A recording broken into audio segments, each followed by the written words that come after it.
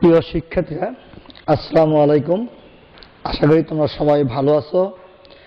আজকে আমি তোমাদের নবম শ্রেণীর সাধারণ গণিত থেকে বীজগাণিতিক রাশির তৃতীয় অধ্যায় থেকে কয়েকটি অঙ্ক করাবো। এবার আসো বোর্ডে, দেখি কি অঙ্ক আছে। অনুশীলনী 3.5। যদিও প্রশ্নগুলো পাটিগণিতের মতোই, কিন্তু আমাদের পাটিগণিতে নেমে করলে চলবে না, বীজগাণিতিক নেমে করতে হবে। নাম্বার 1, একজন মাঝি স্রোতের প্রতিকূলে পি ঘন্টায় ডি কিলোমিটার যেতে পারে। স্রোতের অনুকূলে ওই পথ যেতে তার কিউ ঘন্টা সময় লাগে। তাহলে স্রোতের বেগ ও নৌকার বেগ কত? এখানে অনুকূল এবং প্রতিকূল জিনিসটা বুঝতে হবে। অর্থাৎ স্রোত এবং নৌকা যদি একই দিকে যায় তাহলে সেটা হলো অনুকূল, আর স্রোত এবং নৌকা যদি পরস্পর বিপরীত দিক হয় তাহলে সেটা হলো প্রতিকূল। তা আমরা আসো অঙ্কটা করি।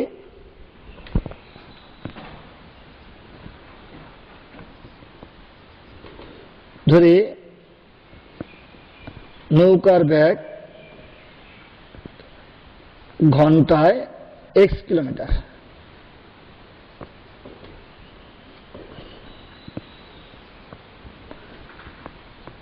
এবং স্রোতের বেগ ঘন্টায় y কিলোমিটার। তাহলে আমি আগেই বলেছি অনুকূল এবং প্রতিকূল কি জিনিস। তাহলে সুতরাং স্রোতের অনুকূলে নৌকার বেগ ঘন্টায়, তাহলে অনুকূল যখন হয় দুটা যোগ হয় x প্লাস y কিলোমিটার, এবং স্রোতের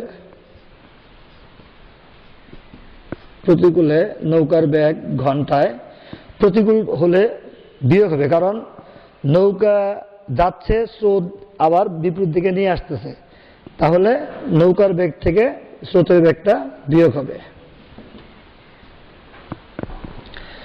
প্রশ্নে প্রতিকূলে পি ঘন্টায় গেছে ডি কিলোমিটার।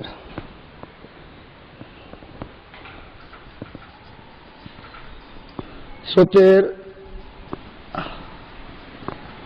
প্রতিকূলে পি ঘন্টায় যায় ডি কিলোমিটার।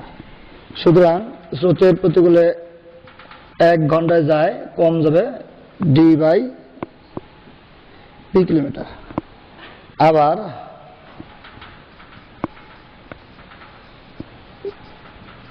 স্রোতের অনুকূলে কিউ ঘন্টায় যায় ওই একই পথ ডি কিলোমিটার। সুতরাং স্রোতের অনুকূলে 1 ঘন্টায় যায় ডি বাই কিউ কিলোমিটার। তাহলে প্রশ্ন মতে এখানে অনুকূলে হলো 1 ঘন্টায় এইটা, আর এখানে অনুকূলে হলো 1 ঘন্টায় এইটা। তাহলে x plus Y equal to D by Q, এবং প্রতিকূলে হলো 1 ঘন্টায় এটা, আর এখানে প্রতিকূলে 1 ঘন্টা হলো এটা। তাহলে x minus Y equal to D by P. এখানে আমরা দুইটা সমীকরণ পেলাম। এখান থেকে আমরা x এবং y এর মানটা বের করতে পারলেই নৌকার বেগ এবং স্রোতের বেগ নির্ণয় হবে। আমরা যদি এখানে যোগ করি, সমীকরণ দুটো যোগ করি, তাহলে এই y চলে যাবে, তাহলে 2x থাকবে। তাহলে এখানে D by Q plus D by P, বা 2x ইজিক্যাল টু, ডান পাশ থেকে ডিটা যদি আমি কমন নিয়ে নেই তাহলে 1 by Q plus 1 by P, বা x ইজিক্যাল টু, অর্থাৎ এই 2টা হিসাবে ভাগ হবে 1 by Q plus 1 by P. তাহলে সুতরাং x equal to D by 2 1 by Q plus 1 by P, অর্থাৎ x হলো তো কিলো মিটার। ঠিক অনুরূপভাবে আমরা ওয়াই এর মানটা বের করব।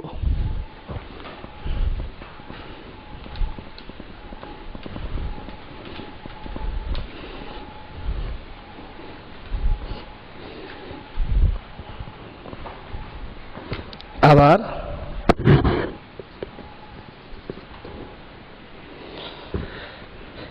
x plus y is equal to d by q এবং x minus y is equal to d by p। এবার আমরা বিয়োগ করব, বিয়োগ করলে এটা বিয়োগ হয়ে গেল, এটা যোগ হয়ে গেল, এটা বিয়োগ হয়ে গেল। এখন x আর x চলে যাবে, 2y equal to d by q minus d by p, বা 2y equal to এখান থেকে d টা কমন, একই সিস্টেম, বা y is equal to 2 দা ভাগ হবে, সুতরাং y is equal to d by 2 1 by q minus 1 by p kilometre. অর্থাৎ নৌকার বেগ এবং স্রোতের বেগ আমরা নির্ণয় করে ফেলছি। এবার আমরা লিখব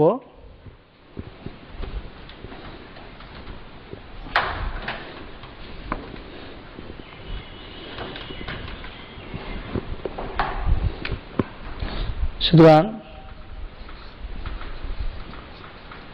নৌকার বেগ ঘন্টায় d by 2 into 1 by q plus 1 by p এত কিলোমিটার, এবং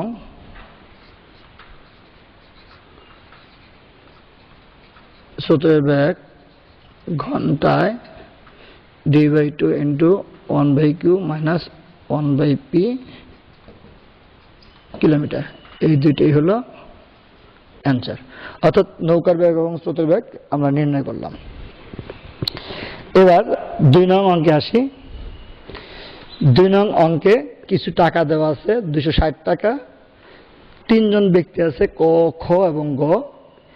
এদের মধ্যে বন্টন করতে হবে। কন্ডিশন দেওয়া আছে, ক এর অংশের দ্বিগুণ সমান হবে খ এর অংশের 3 গুণ, সমান হবে গ এর অংশের 4 গুণ। তাহলে কে কত টাকা পাবে সেটা আমাকে নির্ণয় করতে হবে।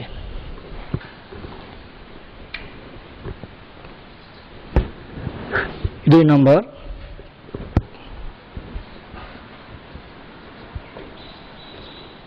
দেওয়া আছে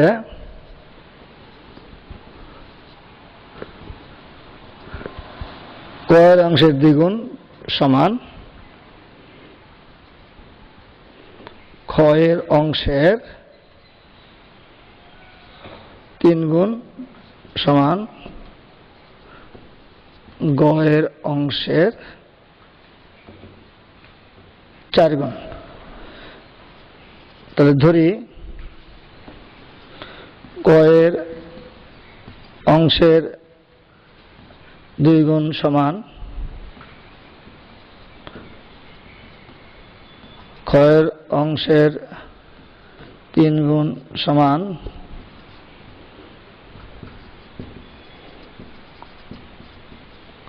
গ এর অংশের 4 গুণ ইজ ইকুয়াল টু x। তাহলে সুতরাং ক এর অংশ কত হবে, অর্থাৎ 2 গুণ যদি x হয় তাহলে 1 গুণ x বাই 2 হবে। সুতরাং খ এর অংশের 3 গুণ সমান x, তার মানে 1 গুণ হবে x বাই 3। সুতরাং গ এর অংশের 4 গুণ সমান x যদি হয় তাহলে 1 গুণ হবে x বাই 4। অর্থাৎ এই অনুপাতে আমার 260 টাকা বন্টন করতে হবে। তাহলে প্রশ্ন মতে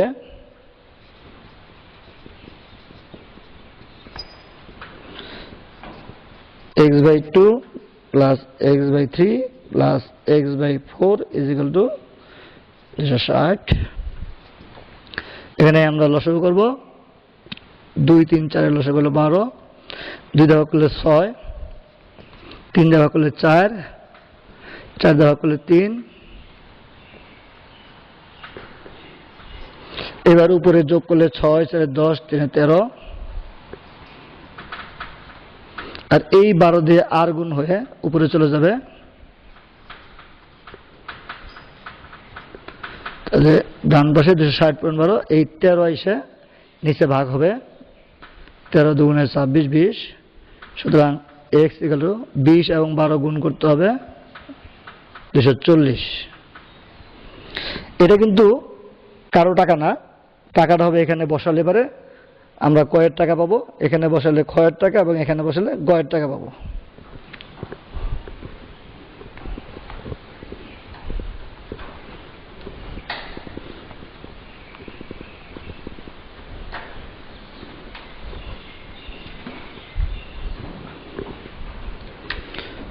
সুতরাং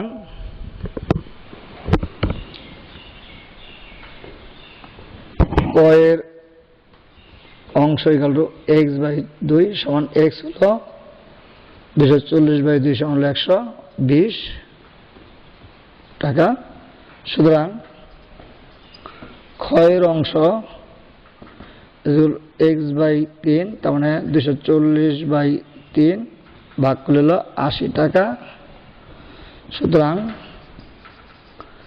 গয়ের অংশ x/4, 240/4 ভাগ করলে হলো 60 টাকা।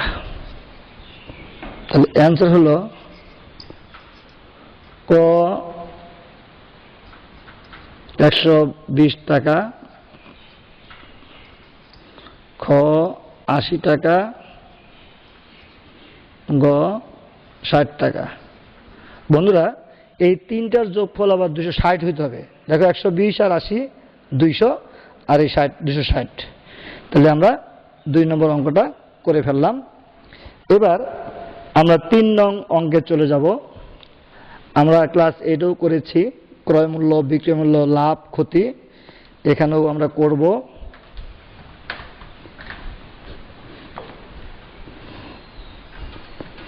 যদিও অঙ্কটা দেখা যাচ্ছে পাটিগণিতের মতোই, কিন্তু আসলে করতে হবে বীজগণিতের নিয়মে, যেহেতু ক্লাস 9-এ পাটিগণিত নেই। এখানে একটি দ্রব্য x% ক্ষতিতে বিক্রয় করলে যে মূল্য পাওয়া যায় 3x% লাভে বিক্রি করলে তার চেয়ে 18x টাকা বেশি পাওয়া যায়, তাহলে ওই দ্রব্যটার ক্রয় মূল্য কত ছিল? তাহলে ধরি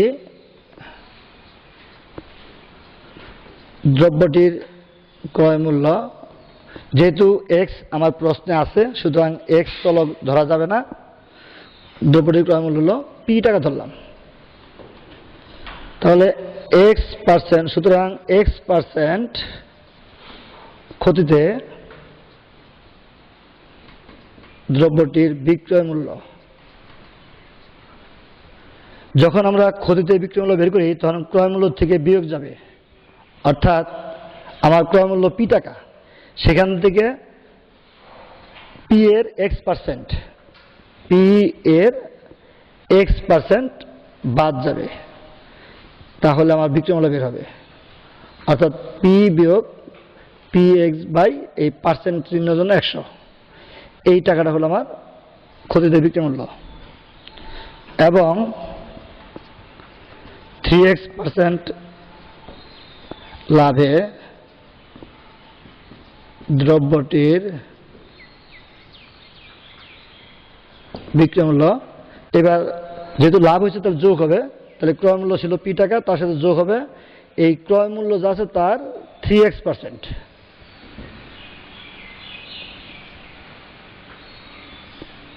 এত টাকা। অর্থাৎ এটা ক্রয় মূল্য, আর এখানে লাভ হইতেছে p × 3x/100 টাকা = p + 3px/100 টাকা।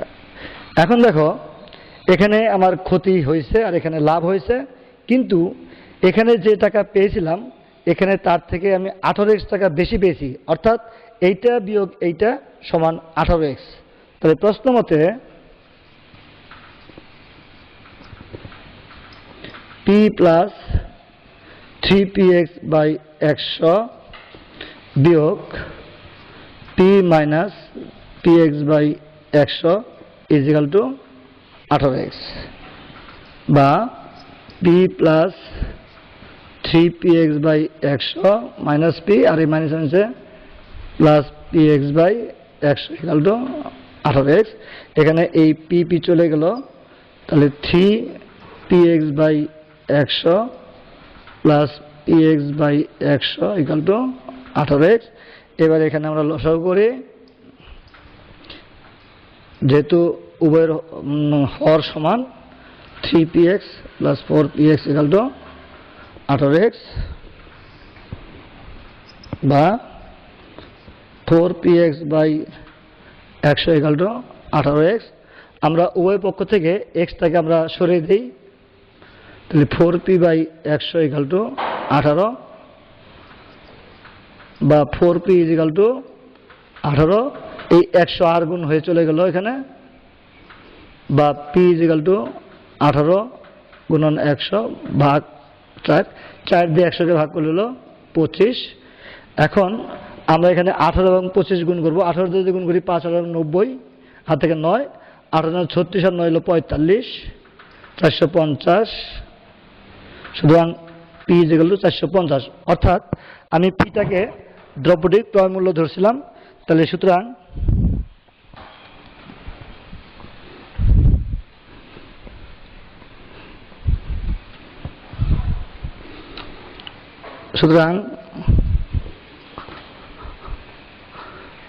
দ্রব্যটির ক্রয় মূল্য 450 টাকা। তাহলে অ্যান্সার হলো 450 টাকা। এবার আমরা এই তিনটি অঙ্কের আলোকে বাড়ির কাজ দিচ্ছি, তোমরা বাড়ির কাজগুলো খাতায় লিখে নিবে। আমি বোর্ডে লিখছি, তোমরা লিখো।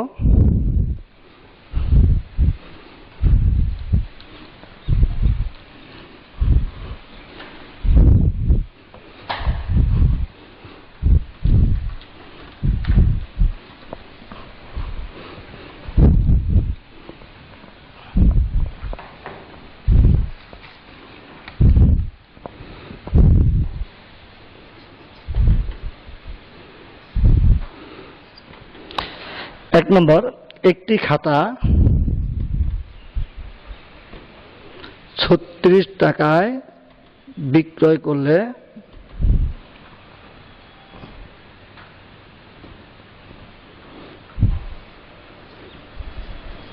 যত ক্ষতি হয়, 72 টাকায় বিক্রয় করলে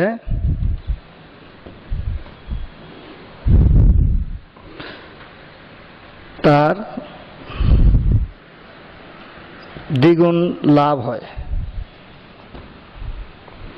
খাতাটির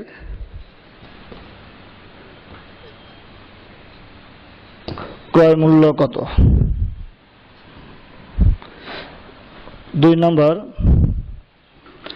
4% হার মুনাফায় কোনো টাকার 2 বছরের সরল মুনাফা ও চক্রবৃদ্ধি মুনাফার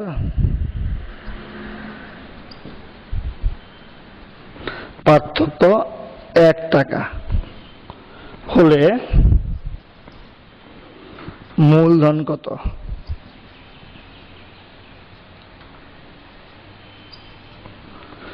3 নম্বর, 5% হার মুনাফায় 8,000 টাকার 3 বছরের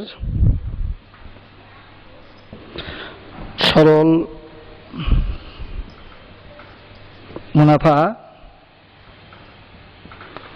ও চক্রবৃদ্ধি মুনাফার